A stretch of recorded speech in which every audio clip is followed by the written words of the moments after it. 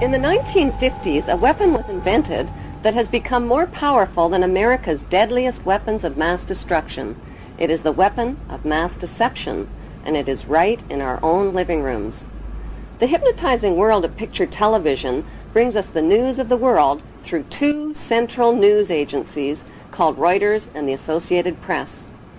The Rothschilds bought Reuters in the 1800s, which later bought the Associated Press and made the Rothschild family owners of the world's largest central news services. To the present day, the world depends on these Rothschild-owned central news services as their main source of news and information. In his book called Who Owns the TV Networks, author Eustace Mullins claims that the major TV networks, radio stations, newspapers, and publishing empires are controlled by the Rothschild, Rockefeller, and J.P. Morgan money cartels through their corporate conglomerates. The bankster-owned media conglomerates include weapons manufacturers General Electric and Westinghouse, which profit from promoting wars. Control over the Internet, publishing, recording, and top cable companies can be traced back to the same Big Five media empires: General Electric, Time Warner, Viacom, Disney, and News Corp. These media monopolies are owned directly or indirectly by the Rothschild, J.P. Morgan, Rockefeller, and Oppenheimer Brotherhood. Yes, there are now more stations and more media voices, but they're all coming from the same ventriloquist. Every TV show needs corporate sponsors, and corporate sponsors sponsor pro-business, pro-government programming, and journalists who support the agenda of the Big Five media owners. While two-thirds of the world goes hungry, these banksters offer gazillion-dollar sponsorships to sports athletes to play with their balls. Why? Because they keep the masses distracted from the important issues. The media and banking monopolists now have the power to make or break political leaders around the globe. Why haven't the networks made a TV movie of the week about how the Bush family made their family fortune? The movie could be called The Awful Truth, starring George W.'s great-grandfather, Samuel P. Bush, whose Buckeye Steel Castings Company supplies parts for Edward Harriman's railroads, who in turn provides rail shipments for John D. Rockefeller's Standard Oil, who in turn gets monopoly financing from the Rothschilds. The movie could be made into a TV series starring Samuel's son, Prescott Bush, as the managing director of a Nazi steel manufacturing plant in Poland called Silesian Consolidated Steel. In episode 1, Prescott Bush forwards American financing to his German partner Fritz Thyssen through the Union Banking Corporation in New York. Fritz Thyssen arranges a contract with Nazi Germany's IG Farben Company for free Jewish slave labor in Bush's steel manufacturing plant at the Auschwitz concentration camp. Episode 2 shows Skull and Bonesman Prescott Bush and Averell Harriman getting caught under Trading with the Enemy Act, as the U.S. government moves in and seizes all of their shares in Union Banking Corporation.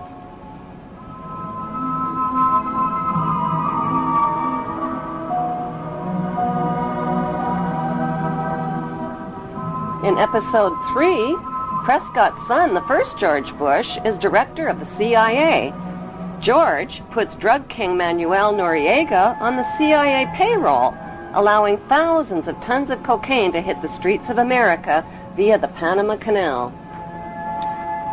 In episode 4, George's son, the second George Bush, becomes partners with Osama bin Laden's older brother, Salem bin Laden, in a Texas oil company called Arbusto Energy. Episode 5 introduces George W.'s shady younger brother, Neil Bush, ripping off the elderly in the Silverado savings and loan scandal that cost U.S. taxpayers $1.3 billion. In episode 6, the Florida election is fixed by George W.'s older brother, Jeb Bush, who puts brother George into the top job at the White House, which brings us back to Auschwitz and the concluding episode with George W. Bush visiting the slave labor camp where his grandfather helped build the Bush family fortune on free Jewish slave labor.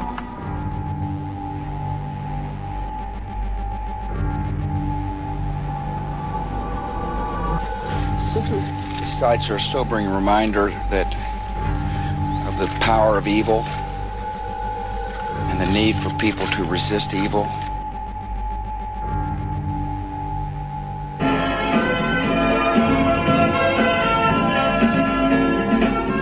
Ladies and gentlemen.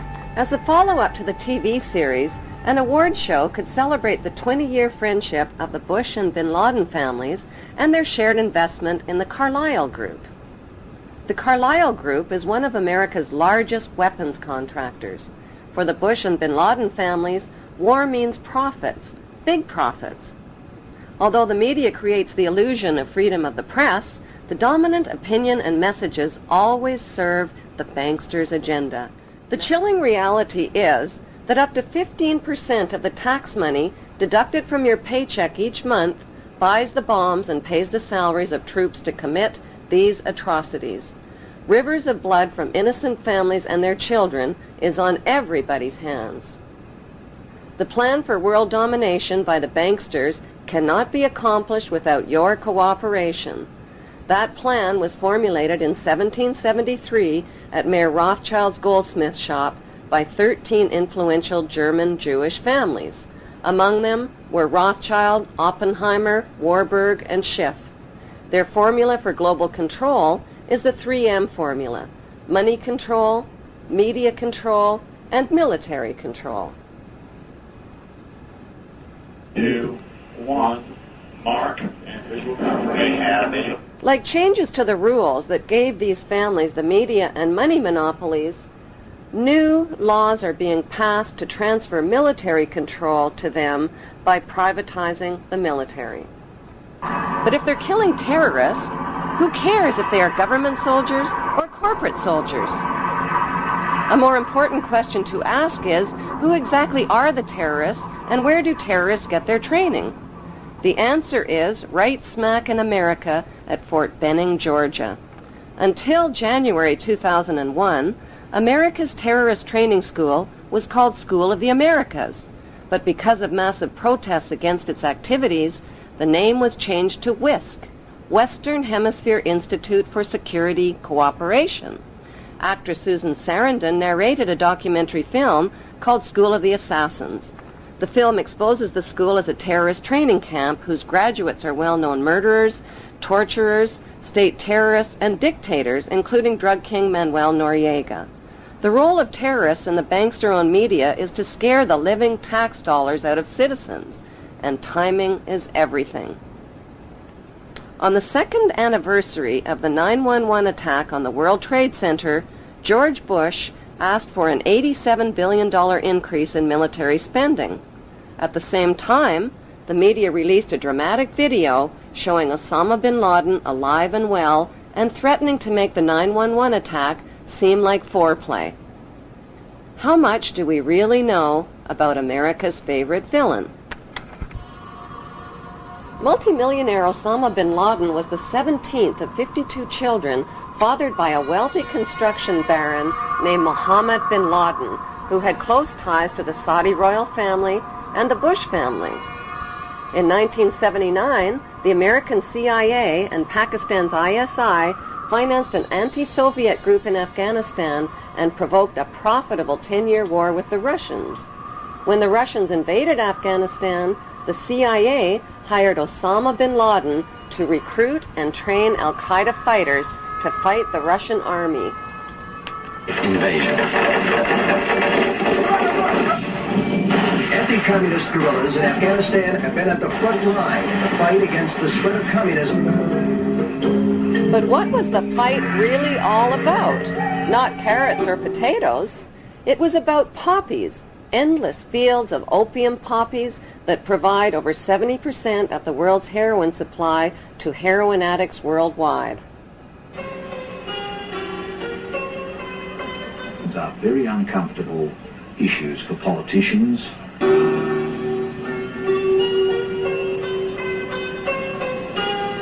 It was a dramatic story, but the media failed to tell us the less heroic side of Afghanistan's freedom fighters. America's new friends had become hooked on the economics of the poppy. During the war, many of the mujahideen radically increased the production of opium, the raw ingredient of heroin. Opioid abuse in the United States is at epidemic levels. This is probably the worst drug situation in our country in decades, if not a century. With deaths more than quadrupling between 1999 and 2015. The international drug trade began in 1606 when Queen Elizabeth I built England's wealth by trafficking illegal opium from India to China. British East India Shipping Company and profited handsomely, not just from drug trafficking, but from trafficking African slaves with her slave trader, John Hawkins. First, knighted her slave trader with the noble title of Sir John Hawkins. By 1830, the British had distanced themselves from dope dealing by granting opium monopoly rights to the Jewish Sassoon family, who became known as the Rothschilds of the Far East. As an agent for the Crown, David Sassoon shared his dope profits with Queen Victoria. The British East India Company built a major factory to process the opium here at Gazipur. It's still a lucrative earner for the Indian government, which sells opiates to the world's pharmaceutical industry. When the Chinese banned opium and destroyed 600 chest loads of the addictive drug, Sassoon and the British retaliated. It was a financial disaster for the British. With huge profits at stake, they retaliated with the Opium Wars of 1843 and 1858. The forces of the market were to defeat China's moral prohibition.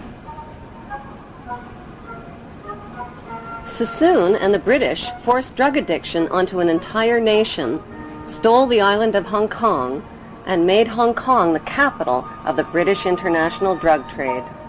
In 1872, Queen Victoria knighted David Sassoon's son, Albert Sassoon, who spread the illegal opium trade throughout China and Japan.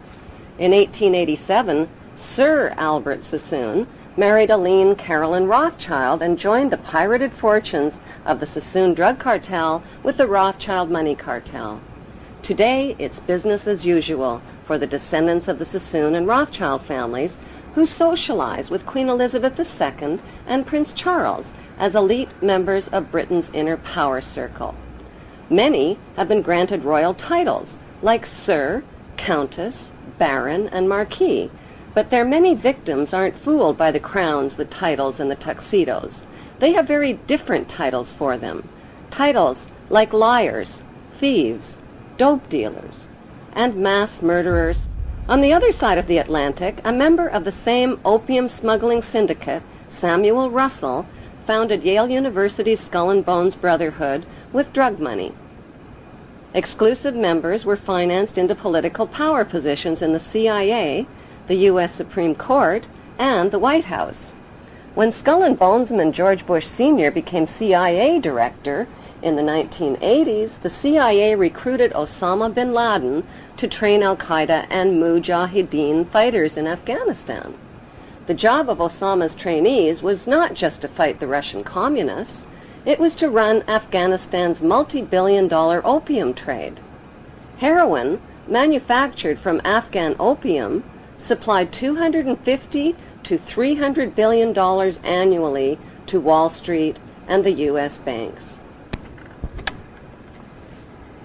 Authors Alfred McCoy and Michael Levine tied the CIA to this unholy drug alliance and received national attention when the CIA tried to suppress their books. Michael Levine became a best-selling author when he wrote about his experience of this unholy alliance. After 30 years' distinguished service with the DEA, he could write with some authority. You could look at what they did to me as an example in microcosm of Central Intelligence's actions and the State Department in completely subverting the drug war. You know, the drug war was something that only existed in the minds of Americans, on the streets of America, for kids like my brother, for cops who died. There was no drug war. The biggest drug dealers in the world were given a license to sell drugs to Americans to support themselves. And this continued right down from Southeast Asia, through the Mujahideen, through the Contras. But how was the heroin smuggled into the United States? One of America's most gruesome secrets is that during the Vietnam War, heroin was smuggled into the United States by hiding it inside the body bags of dead American soldiers.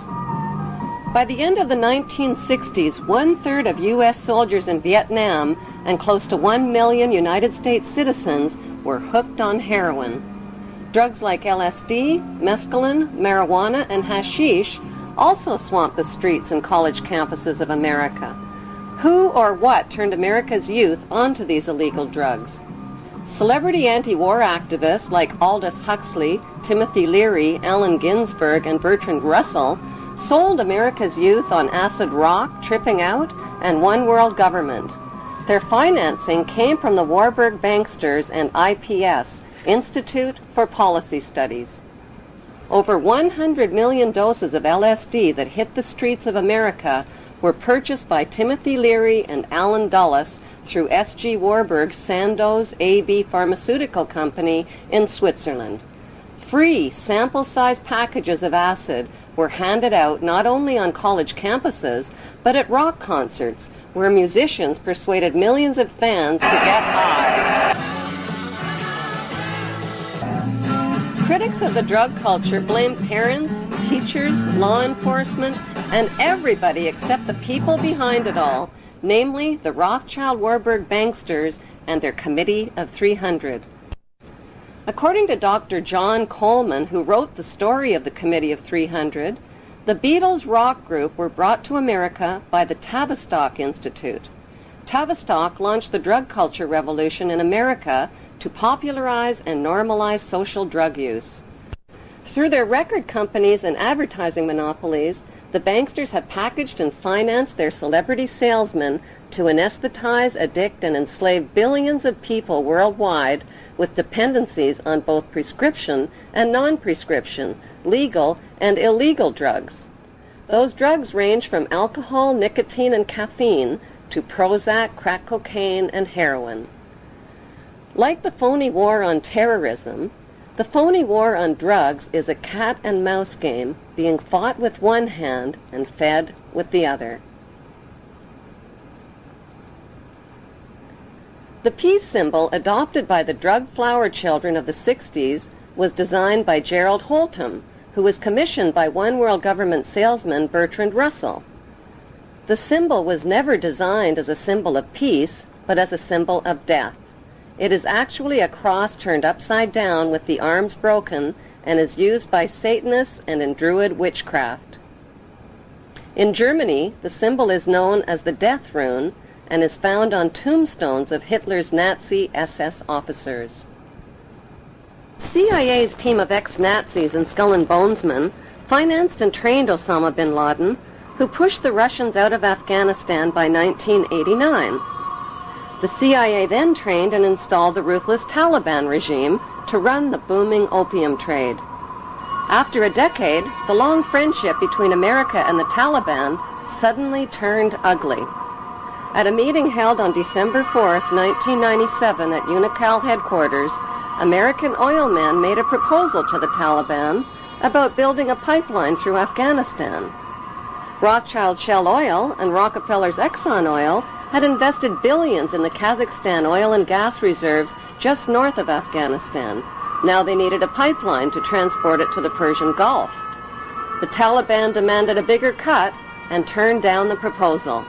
Suddenly, the banksters' American-controlled media were calling the Taliban monsters, evildoers, and cruel villains who beat up on women.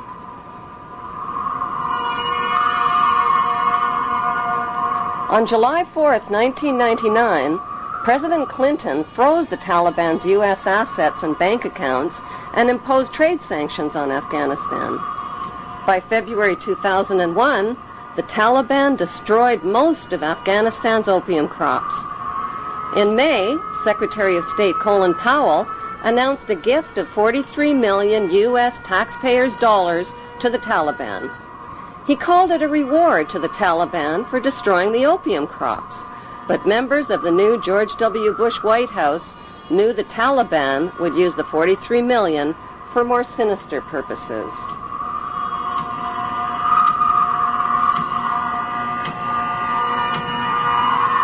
larger issue is not just not connecting the dots, but not getting the dots. Why was it that CIA was unable to collect information for years inside Afghanistan when they had authority to kill bin Laden for over 2.5 years? Why were they unable to kill him or his lieutenants? Why didn't they have a better capability to do something about it at the source?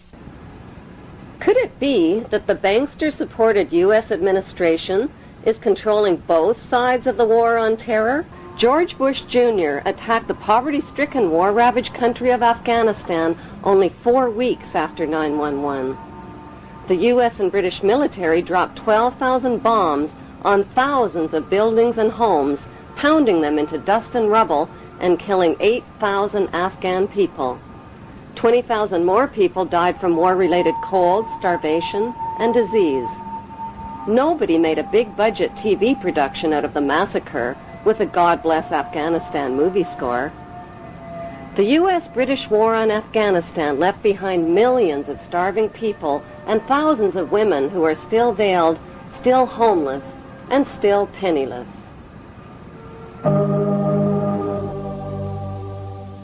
Afghanistan is the world's largest producer of opium and now the world's largest producer of heroin.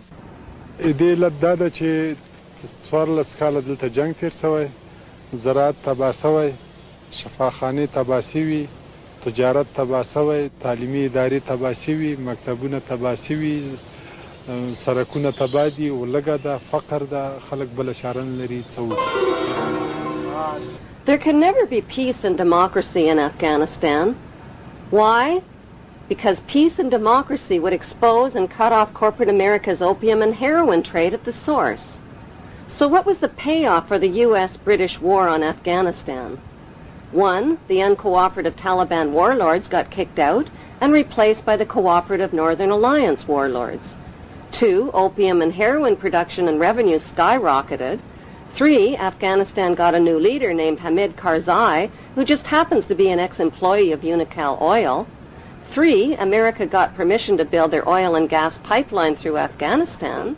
In the 1980s, the United States supported Iraq's invasion of its neighbor, Iran, to stop the spread of Iran's Islamic Revolution. America played both sides of the Iran-Iraq war by supplying Saddam with chemical and biological weapons of mass destruction, and at the same time, America secretly sold weapons to Iran and illegally diverted the money to the Contra-revolutionaries in Central America.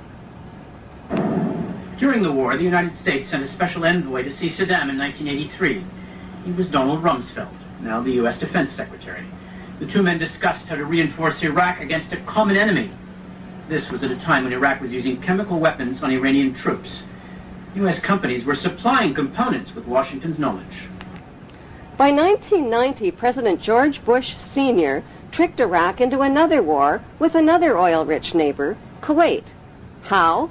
By supplying Kuwait with horizontal drills that could reach beneath the border of Iraq and siphon oil from Iraq's oil fields. Kuwait used the U.S.-made drills to steal 300,000 barrels of oil per day from Iraq, worth over $3 billion annually. The fuse was lit, and Kuwait did nothing to put it out. They pumped oil without restraint from Rumaila oil field, which was accessible to both Kuwait and Iraq, and they exceeded OPEC quotas, flooding the market and driving prices even lower. George Bush Sr. officially promised not to interfere in Iraq's legitimate oil battle with Kuwait, but when Saddam's army entered Kuwait to defend their oil reserves, Bush pounced on them. Our goal is not the conquest of Iraq. It is the liberation of Kuwait. America disposed of its toxic waste problem by building radioactive depleted uranium right into their bombs and dropping them on Iraq. Bush Sr. not only devastated and poisoned Iraq's water systems and infrastructure, he weakened the economies of both Kuwait and Iraq, collected giant profits from rationed Iraqi food for oil programs, and landed massive rebuilding contracts in Kuwait. Bush Sr. followed up the Gulf War with 10 long years of deadly trade sanctions that killed another 1.5 million Iraqi people, including 600,000 children who were cut off from medical supplies. bookstore in the United States today, you can find 50 books celebrating different aspects of the war and how grand it all was. And you only find one that points out that this was a war crime, that demonstrates the evidence that shows that we deliberately targeted civilians and killed more than 250,000 people in Iraq. You'll be fighting not to conquer anybody, but to liberate people. In March 2003, President George Bush Jr. launched the Second Gulf War. The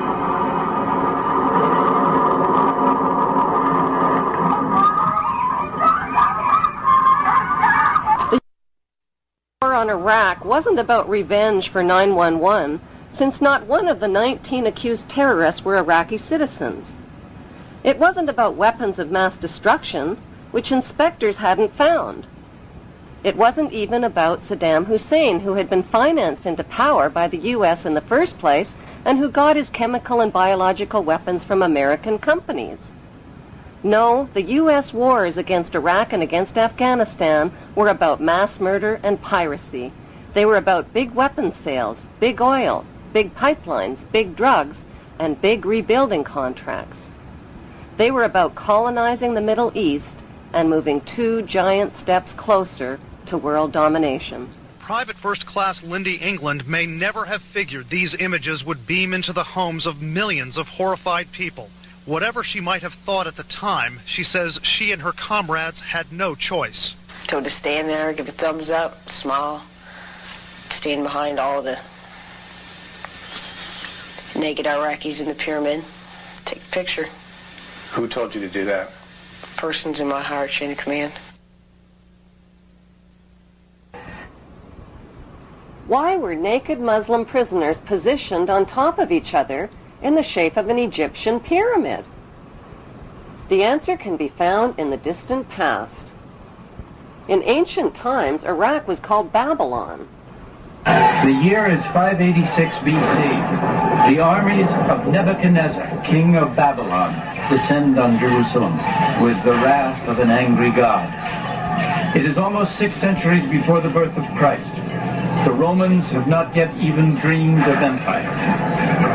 It is a dark chapter in the history of the Jews, while Babylon's fierce star is rising.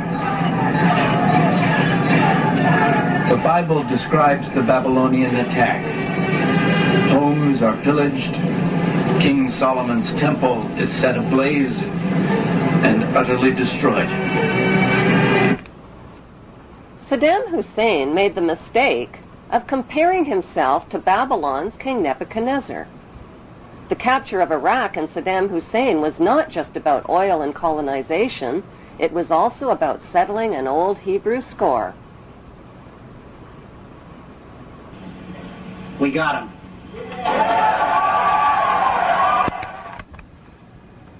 On December 13th, the producers of 911 released a new reality TV show called We Got 'Em.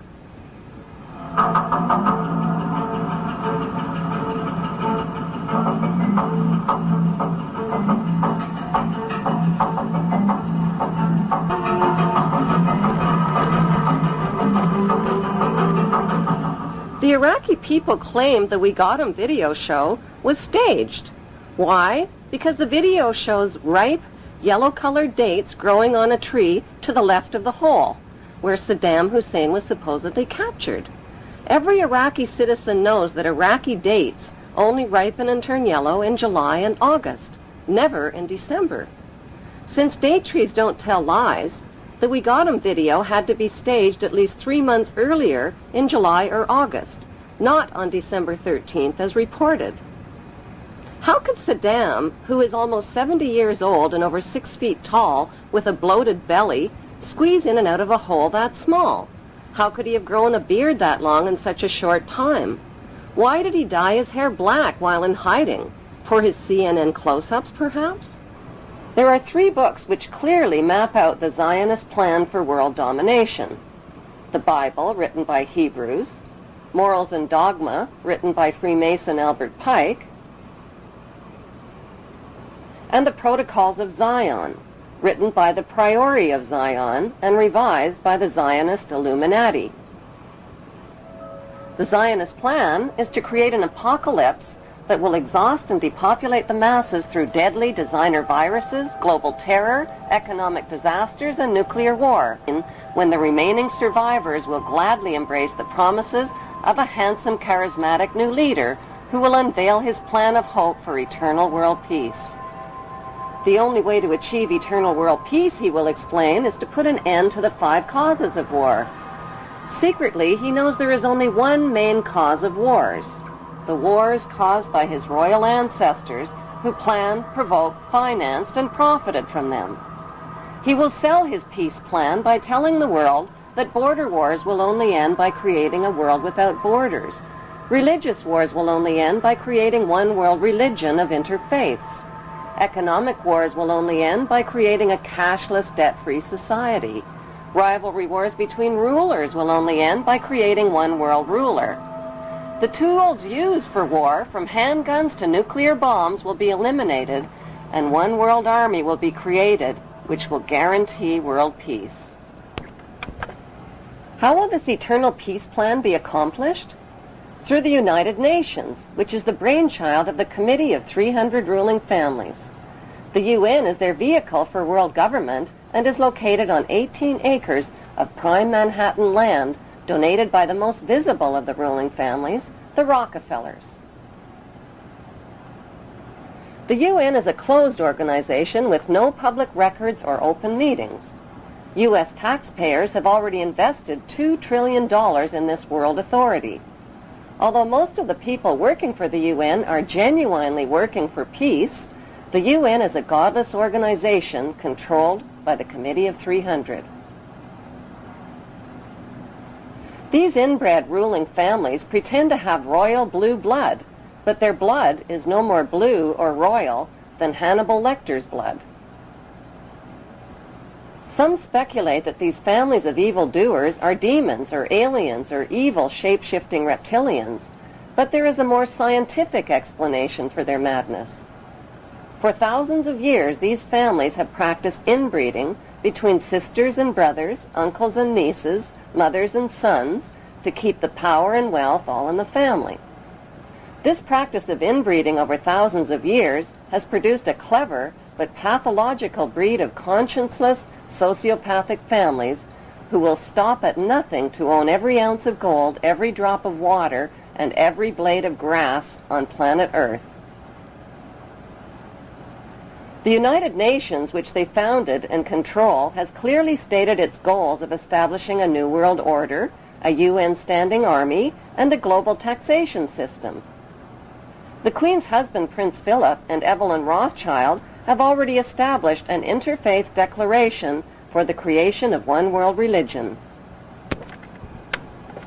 What would life be like in this world empire with one world religion, one world army, one world economy, one world court, one world media, one world government, and one world dictator? What the public doesn't know is that Karl Marx's Communist Manifesto and the Russian Constitution have been built into the UN Charter, and that the New World Order will be a communist world order. Peace on earth will be a forced peace in which citizens will have no rights. No right to bear children without approval, no right to travel without authorization, no right to own private property, no right to privacy, no right to bear arms, no right to protest, no right to receive an inheritance, no right to choose an education or a job or even a place of residence, and worst of all, no right to live. The right to live will be based on an individual's rating of usefulness to the royal elite. In this planned world without borders or nations, citizens will be disarmed of all weapons, including handguns, and will have no means to protest, fight, resist, or challenge this one world authority who will control them spiritually, economically, and militarily. Every human being will be electronically tattooed and will become helplessly dependent on this one world authority for all of their most basic needs. The masses will eventually be taught to bow down and worship this one world dictator who will rule the entire world from his eternal throne in Israel. They have waited for him. They believe in him. They expect he will heal the world's ills. Some say he is the Messiah, finally returned. But this man is not a savior. He is the king of terror who will usher in the end of everything. Despite all the red flags, many people deny that a problem even exists. It does exist, and the good news is there are solutions. The solutions lie in knowing what the three biggest fears of the world's ruling families are. The first biggest fear is exposure. They have gone to great lengths to cover up their trail of crimes and to win the public's trust through their media monopolies. Without public trust, their ancestral plan for global control is doomed. Their second biggest fear is losing public support. If the public stops cooperating, their plan is guaranteed to fail. Their third biggest nightmare is organized resistance by an informed and fearless public.